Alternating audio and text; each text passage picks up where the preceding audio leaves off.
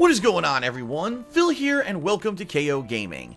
I think it's safe to say that 2016 has been a year absolutely chock full with sequelitis. And what I mean by that is that there's a lot of franchises that just released a new iteration or another installment in their tried and true IP, rather than the game developers going for something original or new. And in a lot of cases, that's okay, especially if it's an IP that you really enjoyed the first installment or the first few games of. But in a lot of cases, unfortunately, things that have happened previously in that franchise may rub off as a negative with the new installment.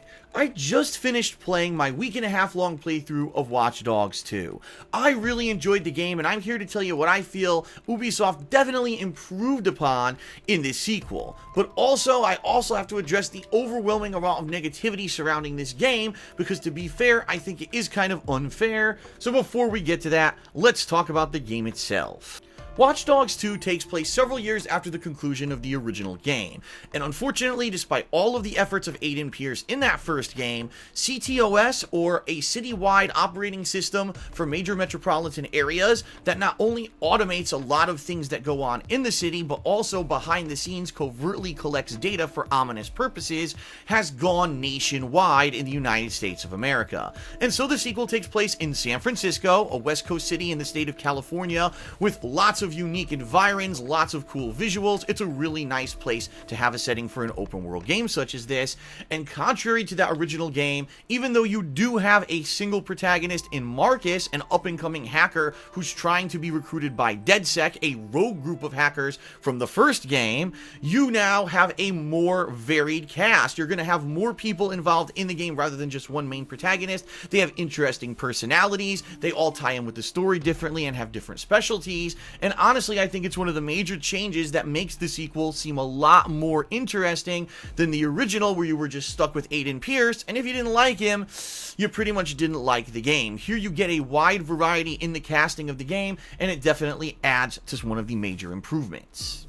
The tone of Watch Dogs 2 is much different than that of the original game, in that it's a lot more lighthearted. I actually made the direct comparison during my playthrough multiple times that this game leans more towards Saints Row or Sunset Overdrive than the serious overtones of the original game. Now, not to say that it ever gets that crazy or out of hand, but it definitely is a lot more about having fun. Yes, there'll be serious missions, but at the same time, there's going to be zany missions where maybe you're doing a crazy hack and you're putting your big DedSec logo over something that's really cool, or maybe you're driving a cybernetic car that talks to you and says racist things as you're driving it because you're black. I mean, this is the kind of stuff that lets you laugh while you're also enjoying the gameplay of the game. We honestly didn't have a lot of that in the original game, and one of the major complaints of people who played Watch Dogs 1 was that Aiden Pierce was this boring, brooding character who didn't talk that much. He wasn't very interesting, because the whole game he was trying to avenge things that had happened to him and his family, while in Watch Dogs 2, you're following along the more colorful cast of youngsters in DedSec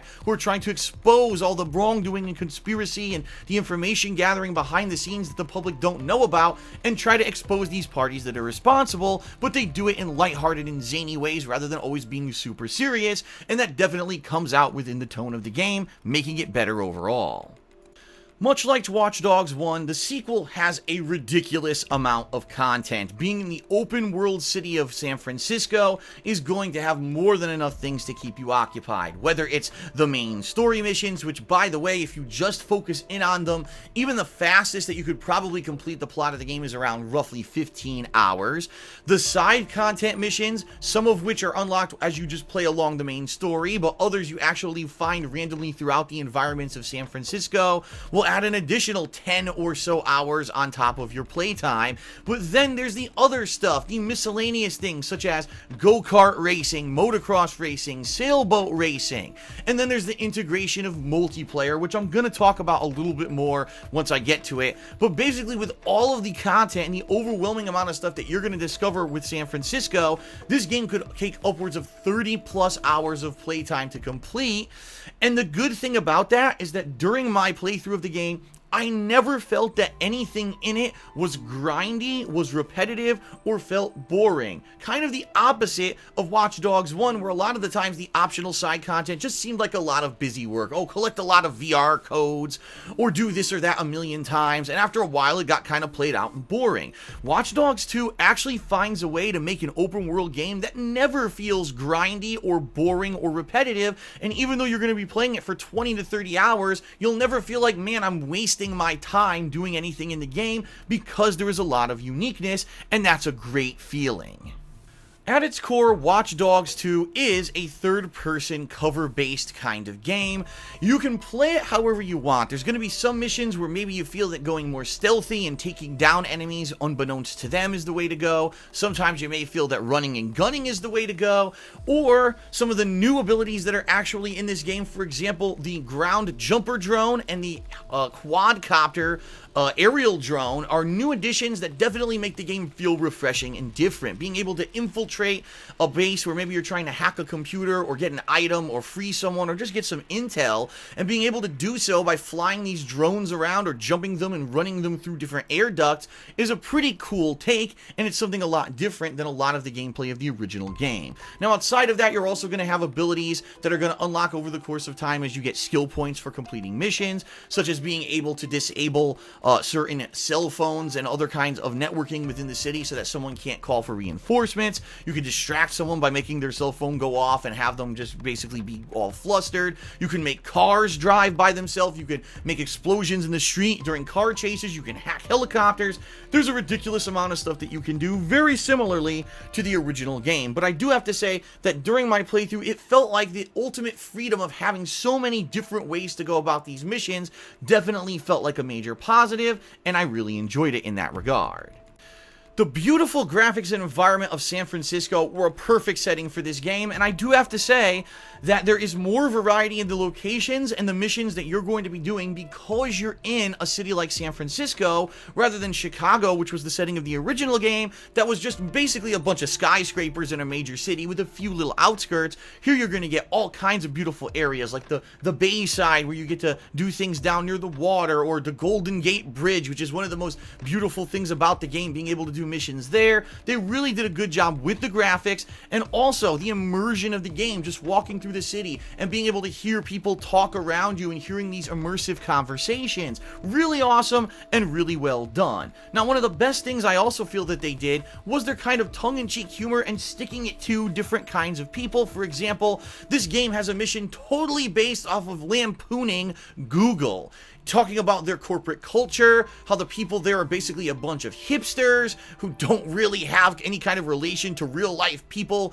because they have this kind of almost high and mighty attitude, living in this culture where their company is the most important thing, and going down slides instead of using stairs. It's really interesting and it's fun, and there's a lot of that kind of hipster humor. There's a whole mission there based off of someone who's swatting people on the internet and you give them their just desserts. It's really well executed and fun, and if you're into the internet culture, if you're into gaming and live streaming, there's going to be a lot of references in the game that you're going to understand that otherwise people might go right over their heads, and it definitely seems to be a game for a younger audience because of these kind of pop culture references, and it's really well done. And so, the wide cast of characters with their great personalities, the more lighthearted tone of the game, the improved graphics and the better environment, all of these things are major positives for Watch Dogs 2, but now let's talk negatives because, you know, I gotta be real. First and foremost, my biggest negative about the game is something that I have a problem with a lot of these open world games where you're supposed to be committing kinds of stealth, is that the enemies are psychic. I don't understand why game developers keep doing this, because it's not fun when you run into one enemy, you're taking them down, and in the process, somehow they manage to have a psychic connection to everyone else in the building. Everyone magically knows exactly where you are, exactly what you look like, and it becomes absolutely out of control. It becomes even a worse problem in Watch Dogs 2, because a lot of times, if you have that first enemy triggered, it'll actually trigger spawns of other enemies in your general vicinity, now making that mission almost completely unbeatable because you're not some kind of a heavy loaded dynamo coming in with 20 or 30 guns. No, a lot of the times here, you're trying to rely on hacking and gadgets and maybe non-lethal means or using your drones to overcome some of these stages, and when the entire building is instantly alerted in a lot of cases, it's just completely unfair and annoying. I don't understand understand why this is still an issue. It was kind of an issue in the first game. It's been issues in other open world games I've played recently. Sorry, enemies aren't psychic, and this needs to stop. In addition, I did find that certain missions in the game just seemed artificially difficult if you didn't have the right things unlocked via the upgrades tree with the experience points that you've been earning over the course of the game. For example, there were 1 or 2 missions that seemed almost impossible to do on foot. And then after I started unlocking things such as the better abilities for the jumper drone or the quadcopter, being able to drop bombs on top of the enemy's heads, these missions became almost too easy. So for me, even though there is a lot of freedom in how you play the missions, it almost seemed that there might have been a proper way to do each and every mission, and it actually did start to frustrate me a little bit, simply because a lot of times you want to do a mission the way that you want to do it. And there were a few missions that I really wanted to do on foot stealth, and it just wouldn't work. No matter what, the enemies would all be instantly alerted, or no matter what, it would keep spawning wave after wave of enemies, to the point where I just said, screw this, I'm going to pull out lethal weapons, I'm just going to start blowing them away, because I'm so frustrated trying to do this as a stealth game. And that is kind of one of the shortcomings. This game should have the equal ability to play the missions how you want, and in a lot of cases, the easy way out is just to pull out lethal weapons and start blowing everyone away, which isn't necessarily maybe what a hacker group would be wanting to go for. So it almost seems out of character that the lethal way to do missions is even in the game, and that in a lot of ways it seems you're forced into doing them that way. I think they could have done a little bit more game development on making the missions a little bit more easy to do in different ways, and I definitely think that it is a little bit too difficult if you don't have the right unlocks to complete certain missions. But overall, I didn't really see too much in the game that was too difficult. After a few tries, I was usually able to progress on. Now, like most open world games, yeah, there are some graphical issues, there are some physics issues, there's a lot of things that are going to pop up during the course of your playthrough of Watch Dogs 2 that, simply put, are going to be jarringly annoying, because, you know, it is what it is. When you have a giant open world game like this, you're going to have these problems. Notably, though, I have to say, maybe outside of maybe once, it never really forced me to fail a mission. It more just was like a hilarious kind of ha-ha moment when one of these silly things would happen, rather than, oh, damn, it just completely screwed me over, and now I can't finish the mission. So that's a good thing. There aren't a lot of technical issues in the game. So, there's a lot of positives, a lot of improvements, and a lot of negatives in Watch Dogs 2, but I overall think that the positives far outweigh the negatives. The incredible amount of content, the improved hacking, the improved abilities, the new drones, the more lighthearted tone to the game, the silly missions, the interesting cast, all of those things are great. In fact, the one major thing that I was a little disappointed at in the game that I think I would give as a suggestion for another sequel, if there ever is a Watch Dogs 3, allow you to play as the whole cast, because outside of maybe 1 or 2 missions, you never get to play as any of the other characters in DedSec, and that's kind of frustrating when you have this really colorful cast. Maybe you want to play as them a la Grand Theft Auto 5, where you could switch between the main characters on the fly. You can't actually do that in Watch Dogs 2. You're pretty much always just the one main protagonist, and that's a little bit disappointing. But outside of that, I really had a blast playing this game for 25 plus hours, and I definitely recommend it. Now, unfortunately, I do want to bring this up in my review. There is a massive amount of negativity surrounding Watch Dogs 2, and sadly, it's for all the wrong reasons. If you've been watching the news recently, you may have seen Watch Dogs 2 is not a good seller at all. It hasn't sold anywhere near as much as the original game. Now, you may say, well, that's because Watch Dogs 1 was the first real major open world game on the new consoles, such as PlayStation 4 and Xbox One, so maybe it had overinflated sales, or maybe there was a lot of hype behind that first game.